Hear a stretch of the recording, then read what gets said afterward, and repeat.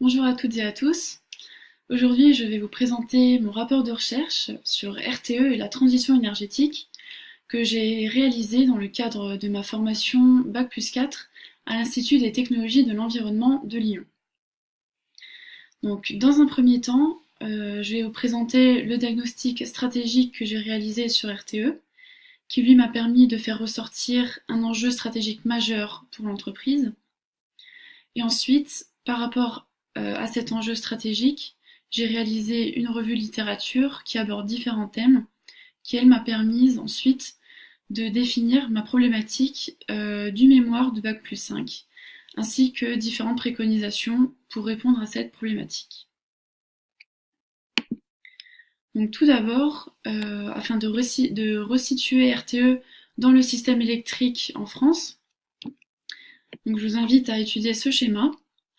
Donc RTE, c'est le réseau de transport d'électricité, donc qui gère le réseau de transport d'électricité de 63 000 à 400 000 volts. Et donc son but, son rôle, c'est d'être l'intermédiaire entre les producteurs d'électricité et les consommateurs.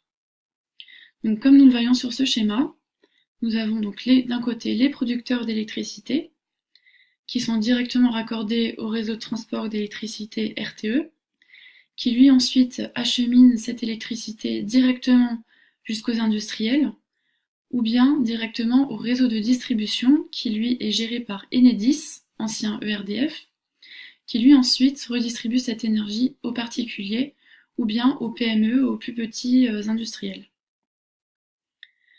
Donc RTE a le monopole national sur le territoire métropolitain en France et est régulé par la Commission de régulation de l'énergie. Donc à présent, nous allons étudier le diagnostic stratégique de RTE en commençant par l'analyse Pestel qui analyse plutôt les aspects macro-environnementaux.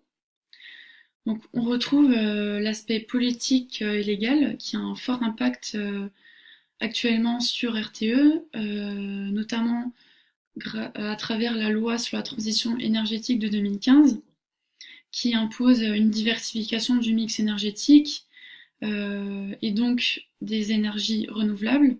Donc RTE doit vraiment repenser son réseau, s'adapter à l'arrivée de ces énergies qui sont qui sont donc des producteurs beaucoup plus décentralisés, alors qu'actuellement nous sommes plutôt sur un modèle centralisé avec donc majoritairement des centrales nucléaires, comme nous allons le voir plus tard. Ensuite, nous avons l'aspect économique. Donc il faut savoir que les investissements qui sont possibles par RTE dépendent en fait du tarif d'utilisation des réseaux publics d'électricité, qu'on nomme le TURP, et qui sont calculés et réévalués chaque année par la Commission de régulation de l'énergie. Donc ensuite, au niveau social, on constate des évolutions de la consommation, de plus en plus de phénomènes d'opposition au projet de RTE, que ce soit pour l'extension d'un poste ou pour la réhabilitation de ces ouvrages, la construction de nouvelles lignes, et également toujours une réticence, une peur vis-à-vis des champs électromagnétiques. Au niveau technologique, c'est sûrement l'un des plus importants. On a le développement de ce qu'on appelle les smart grids. Donc ce sont les réseaux électriques intelligents. Donc ce sont des réseaux qui sont de plus en plus numérisés, de plus en plus contrôlés à distance, notamment grâce aux objets connectés. Et c'est aussi le développement technologique du stockage de l'énergie, notamment via les batteries. Et enfin, pour l'aspect écologique, RTE doit de plus en plus prendre en considération ses impacts environnementaux sur la biodiversité et donc met en place par exemple une nouvelle politique telle que des postes électriques 100% zéro produits phytosanitaires. Donc voilà pour l'analyse Pestel. Nous passons maintenant à l'analyse SWOT. Donc pour les forces de RTE, donc c'est toujours cette image, ces valeurs d'entreprise d'utilité publique. C'est aussi cet engagement pour l'environnement, pour le développement durable. Les faiblesses qu'on va retrouver, ça va sûrement être la réactivité de l'entreprise face aux grandes évolutions du secteur de l'électricité. Les opportunités, ça peut être via la transition énergétique, toutes les innovations que RTE peut faire. Et donc, il peut être devenir leader européen, sachant qu'actuellement, il est le plus grand gestionnaire de réseaux de transport d'électricité en Europe, notamment à travers le projet Ringo, par exemple, qui est un projet de stockage d'électricité qui sera mis en fonction en 2020. Donc, à travers ces innovations, RTE peut devenir le leader européen. Et comme menace, on retrouve, comme évoqué précédemment, les oppositions au projet, mais c'est également les procédures administratives, les délais assez longs, par exemple pour raccorder le réseau aux nouveaux producteurs.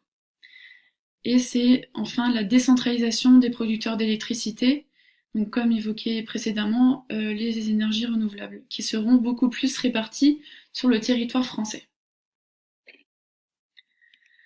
Donc suite à cette analyse, il ressort de façon très significative que c'est la transition énergétique qui est un enjeu stratégique majeur pour RTE. Donc c'est une préoccupation majeure pour l'entreprise. C'est un aspect qui impacte l'entreprise dans son ensemble et qui fait évoluer tout le secteur de l'électricité. Donc il faut savoir que la transition énergétique comprend plusieurs vecteurs. Donc j'ai dû faire un choix dans les différents thèmes étudiés dans la revue de littérature. Le premier thème que j'ai choisi d'aborder, c'est bien sûr les énergies renouvelables. Donc quand on parle d'énergie renouvelable, il faut savoir qu'on parle d'éoliennes, de panneaux photovoltaïques, d'énergie hydraulique et en plus petite quantité, on va dire, tout ce qui est biogaz, bioénergie, qui sont assez minimes en France. Alors pour avoir un aperçu des énergies renouvelables en France, il faut savoir que les éoliennes et les panneaux photovoltaïques représentent 44% des capacités installées des énergies renouvelables et que les centrales hydrauliques représentent 52%. Le reste, ce sont donc les biogaz.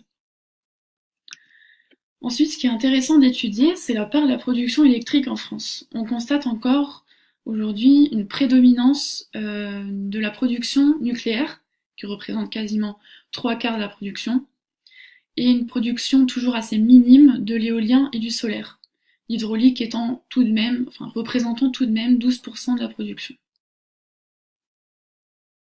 Il faut savoir que la France, malgré le fait que ce soit le deuxième pays au monde ayant la plus grande surface maritime, n'a pas encore de parc offshore. Donc on peut penser qu'on est encore assez en retard de ce point de vue-là.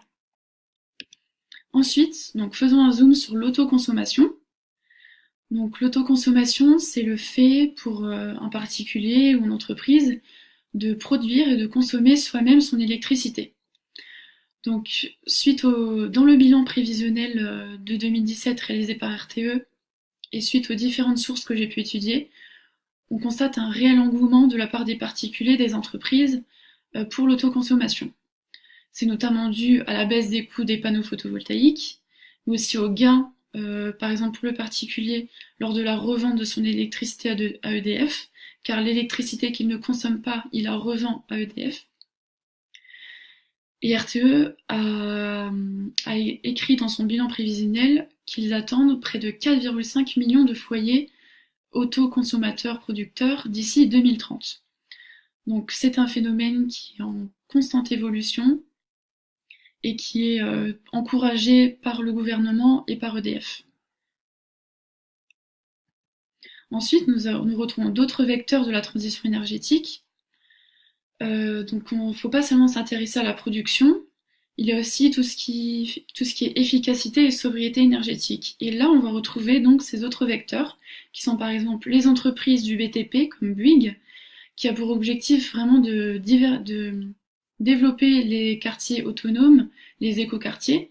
Par exemple, nous avons le projet Lyon Living Lab à Confluence. Ensuite, nous avons tout ce qui est IoT, Internet of Things.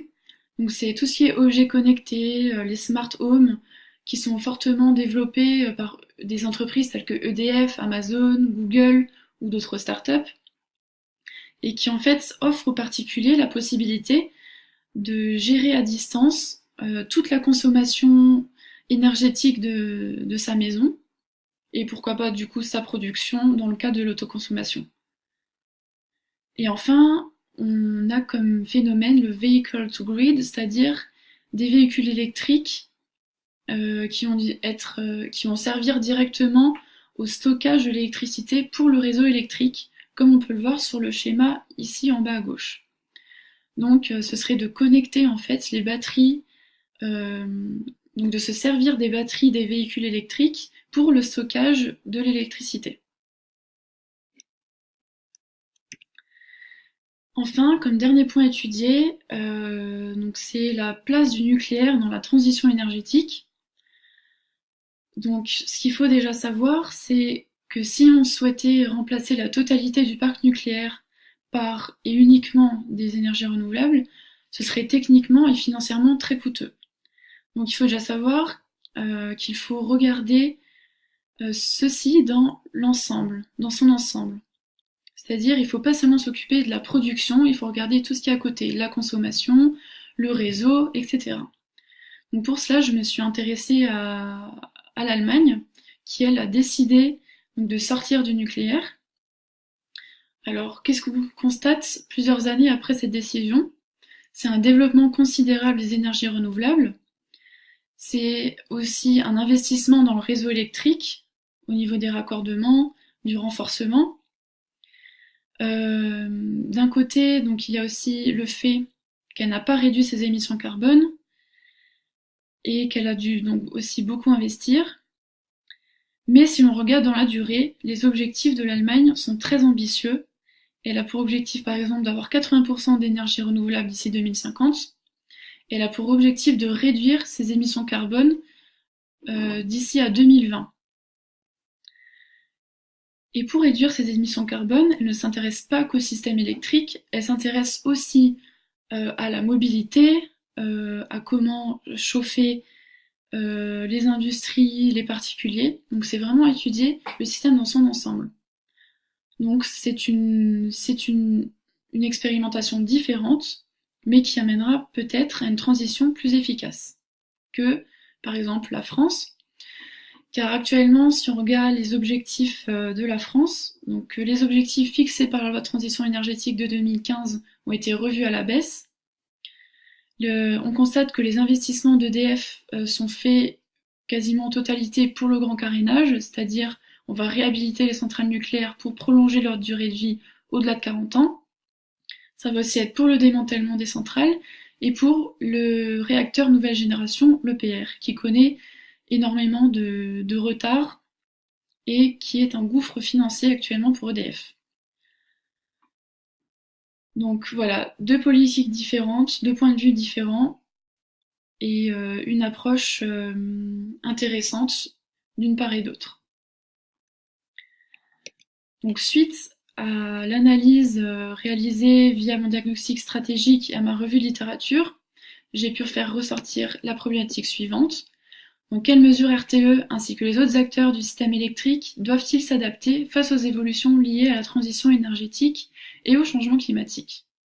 Donc c'est une problématique qui est assez large, car comme je l'ai dit précédemment, il ne faut pas que regarder en direction de la production ou que regarder le réseau, il faut regarder le système dans son ensemble pour réussir cette transition.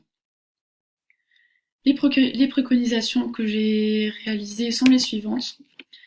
Les projets de stockage à l'échelle mondiale, étudier les différents modèles d'autoconsommation, les évolutions législatives et politiques au niveau de la France et au niveau européen, et enfin s'interroger, donc pour aller plus loin dans la réflexion, sur la pérennité de la transition énergétique, car les green tech, les énergies renouvelables sont très demandeurs de métaux rares qui ont aussi un fort impact sur l'environnement.